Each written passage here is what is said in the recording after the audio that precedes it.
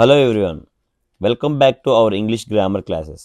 ఈ వీడియోలో మనం యాబ్స్ట్రాక్ట్ నౌన్ ముందు ఆర్టికల్ ఏ ఆర్ ఎన్ ఎప్పుడు వాడాలి అనే విషయం క్లియర్గా తెలుసుకుందాం.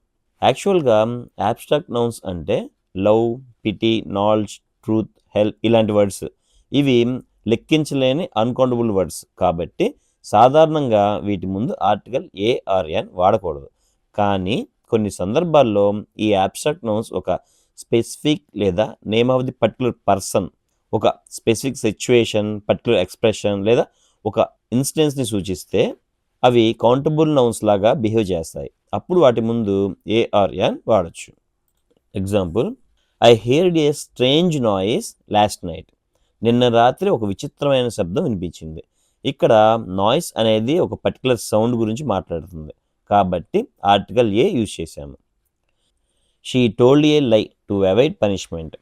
శిక్ష నుండి తప్పించుకోవటానికి ఆమె ఒక అబద్ధం చెప్పింది. ఇది ఒక స్పెసిఫిక్ లై కాబట్టి ఏ లై అని ఆర్టికల్ ఏ యూజ్ చేశాము.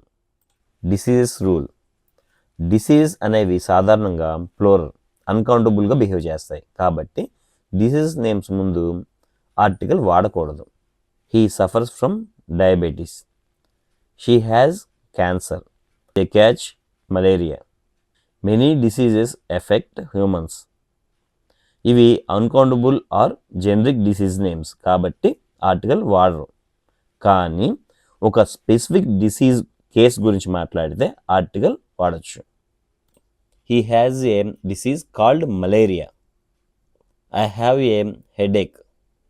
హెడేక్ సాధారణంగా యాబ్స్ట్రాక్ట్ నౌన్ అయినా ఇది ఒక సిచ్యువేషన్ని సూచిస్తుంది కాబట్టి కౌంటబుల్ నౌన్ లాగా వాడబడింది. He has a fever. అతనికి జ్వరం ఉంది. ఫీవర్ కూడా ఒక పర్టికులర్ ఫీవర్ అని చెప్పడంలో ఆర్టికల్ ఏ యూజ్ చేసాం. She felt a deep pity for the orphan. ఆమెకు ఒక అనాథ పట్ల గాఢమైన కనికరం కలిగింది. He has a good knowledge of physics. అతనికి భౌతిక శాస్త్రంపై మంచి జ్ఞానం ఉంది. Your kind words were a great help to me. నీ మంచి వాక్యాలు నాకు గొప్ప సహాయంగా నిలిచాయి. A sudden desire to travel came over him. ఇవన్నీ స్పెసిఫిక్ ఎక్స్ప్రెషన్స్ లేదా లిమిటెడ్ సీన్స్లో ఉన్నాయి, అందుకే article A ఉపయోగించాం. More examples. He has a love of music.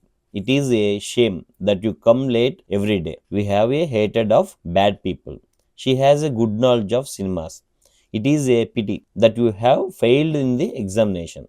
My neighbours are a help to me. It is a great relief to sit on a I have a regret of you. Truth special కేసులో he always speaks the truth. అతను ఎప్పుడు నిజాన్ని మాట్లాడతాడు. ఇక్కడ truth అంటే సర్వసాధారణ సత్యం, general truth. అందువల్ల article అవసరం లేదు. He told A truth that surprised every one. అతను అందరినీ ఆశ్చర్యపరిచే ఒక నిజం చెప్పాడు. వన్ పర్టికులర్ ట్రూత్ కాబట్టి ఏ ట్రూత్ ఆర్టికల్ అవసరం. General concepts, qualities or abstract ideas గురించి మాట్లాడుతున్నప్పుడు ఆర్టికల్ అవసరం లేదు. కానీ ఆ యాబ్స్ట్రాక్ట్ నౌన్ ఒక ప్రత్యేక సిచ్యువేషన్లో లేదా ఒకసారి గమనించదగిన సందర్భంలో వస్తే ఆర్టికల్ వాడతారు. Don't make a noise in the class. Never tell a lie. Don't tell a lie. Final list. General abstract idea అయితే no article. Specific, particular, one time ఎక్స్తే use article a or an. ఈ rule competitive ఎగ్జామ్స్కి చాలా important. Article rule number 6 clear అయిందని అనుకుంటున్నాను. See you in the next class.